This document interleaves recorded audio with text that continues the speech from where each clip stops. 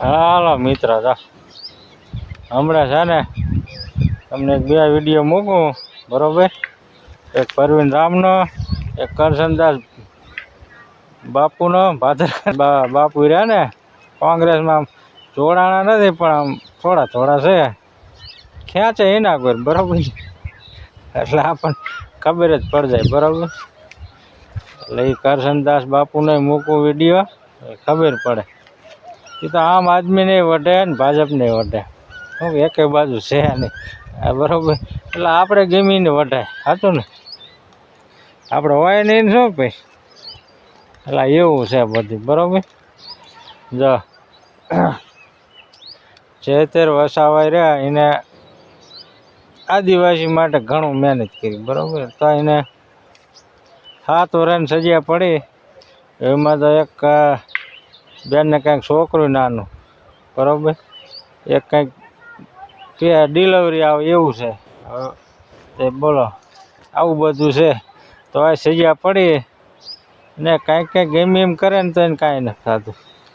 હાલો, આ તો ખાલી હે ને આવું તે આપણે ઓલું જોયું, બરોબર? નવનીતભાઈ હે, કેવા ઘણા બધા પેલા મારીને આમ છૂટી જાય ને, કોઈને સજા પડી એવું લાગે. હાલો, કેટલા માર્યા, પણ આ હું એટલે એવા નહીં એવા કેટલા બધા માણસો માર્યા, બધા બહાર રખડે. હાલ, પણ આ હું આ રાજકારણ જો ને એ એને ન મૂકે ગમે, બરાબર? ગમે એને જેને ગામ આવ્યું ને એને લઈ લેવાનો. અને ભાજપને એક નિયમ જ છે કે સામું પડે ને એને આપણે બધું ક્યાંય લેવાના, કાં હલવાડ દેવાના. તો હલવાડ દીધા, ધારાસભ્ય જાય અને બધું જાય, બરોબર? પેલા આપણે પરવીન રામનો વિડીયો મૂકવું, પછી આપણે આમ આદમીને વાઢવું, હા, બરોબર ને? પછી વઢે. પેલા હે ને પરવીન રામનો વિડીયો મૂકવું, શું કે હે ખબર પડે, પછી સાચી ખબર પડે, બરોબર ને? તેમ જોવો પેલા. જોહર, આદિવાસી સમાજનો અવાજ કોઈ ન ઉઠાવે, અંબાજીથી ઉમરગામ આદિવાસી સમાજની પીડાઓની વાત કોઈ ન કરે, એટલા માટે માનનીય ચેતરભાઈ વસાવા ઉપર આ ભાજપની સરકારે ખોટો કેસ કરી અને એમની અંદર સરકારી પુરાવાઓ, સરકારી મશીનરી, સરકારી વકીલ, આ તમામનો ખોટો દુરુપયોગ કરી અને 7 વર્ષની સજા ફટકારી અને આદિવાસી સમાજના યુવાનનો અવાજ દબાવી દેવાનો એક ખોટો પ્રયત્ન ભાજપની સરકાર દ્વારા થયો છે. ત્યારે ભાજપની સરકારને કહેવા માંગુ છું કે તમે એક ચેતર વસાવાને જેલમાં પૂરશો તો 1000 ચેતર વસાવા આદિવાસી બેલ્ટમાંથી, અંબાજીથી ઉમરગામ વચ્ચેના વિસ્તારમાંથી પેદા થશે. અને અત્યારે આદિવાસી સમાજના તમામ સંગઠનોને હું નમ્ર અપીલ પણ કરું છું કે અત્યારે તમારા સમાજ માટે અવાજ ઉઠાવતો એક ચહેરો એમને જ્યારે ખોટી રીતે ફસાવવાનો પ્રયત્ન થઈ રહ્યો છે, ત્યારે તમામ આદિવાસી સંગઠનોએ તમામ વસ્તુઓ ભૂલી અને બહાર આવવું જોઈએ અને સરકાર સામે મોરચો માંડવો જોઈએ. અને સાથે સાથે આમ આદમી પાર્ટી પણ આ મુદ્દે લીગલી લડાઈ પણ પૂરી તાકાતથી લડશે. એમાં ઘણા બધા વિકલ્પો છે, એ વિકલ્પોની અંદર પણ આમ આદમી પાર્ટી પૂરી તાકાતથી ચેતરભાઈ વસાવાના સમર્થનમાં લડાઈ લડવાની છે. અને સાથે સાથે ગ્રાઉન્ડ ઉપર પણ આમ આદમી પાર્ટી ચેતરભાઈ વસાવાના સમર્થનમાં ઉતરવાની છે. આભાર. પ્રવીણ રામ, પ્રદેશ ફ્રન્ટલ અધ્યક્ષ. હાલો, તેમ જોયો ને, બરોબર? પરવીન રામ કે બધું અમે લડશું, બધી મહેનત કરશું, ભાજપ આવું ને તેવું. પણ ભાઈ તમને તો ખબર છે ને, આ જ્યારે ઓલા કણે કડદા કાનમાં કેવું હતું, તો કેટલા હલવાડ્યા, બધાને ખબર છે કે નથી ખબર?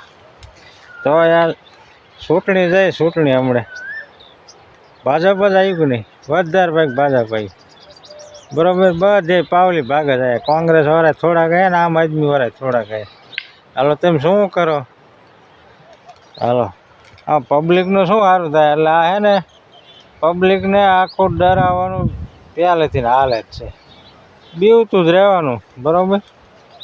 અને જેટલા નેતા બધાને બનવું હોય, પણ આમ હોશિયાર નથી બનતા, તૈયાર એટલા નથી બનતા. આ ભાજપમાં જાય એ કેમ તૈયાર થઈ જાય તરત, બરોબર? પહેલાં હે ને બધાને ગુણ ગાતા હોય, પછી ભાજપમાં જાય ને એટલે ભાજપના ગુણ ગાવા મળે, આવા તૈયાર થઈ જાય તરત જ.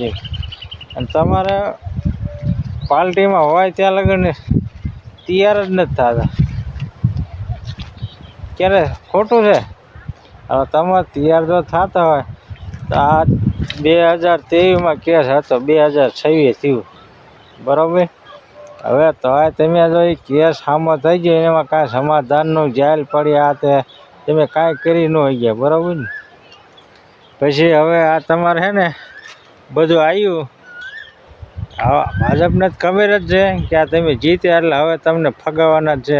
મોદીજીને બધા અહીંયા મહેનત કરતા હતા જીતવા હાથથી, તો જીતી ન ગયા. પબ્લિકે તમારા ચેતરભાઈને ફૂલ સાથ આપ્યો, બરાબર. આમ આદમી પાર્ટી જીતી, જોરદાર સાથ, એમ કે ન આપ્યો. હવે એને જેલમાં નાખી દીધા. હવે સાથ ક્યાંક જે ગયો એ, બરાબર. હવે શું કરે તેમ એટલે કંઈક કંપનીમાં કંઈક બીજા માણસો હોતે કંઈક પેલા વાંધો પડ્યો હતો કંઈક, ત્યારે હોતે હમણાં ચેતરભાઈ એમાં કંઈક આગળ કંઈક ઓલા લાફો માર્યો એમાં કંઈક લપ થઈ. મૂળ તો ન્યાયની પબ્લિક હારથી ને, જે પબ્લિક હોય એને જ હાથથી જ એ બધું આમ બાજવાનું કે આ તો એ કરે ને. હવે એ માણસ જેલમાં વહી જાય, બરાબર. પછી પબ્લિક શું કરે? પબ્લિકને કાંઈ કરવાનું જ નહીં, કહેવાનું ને પૂછવાનું નહીં. એમ જ કે બીજો નેતા શું થયું એવું ન, પણ કાંઈક આપણે ટેકો દેવો છે, બરાબર ને.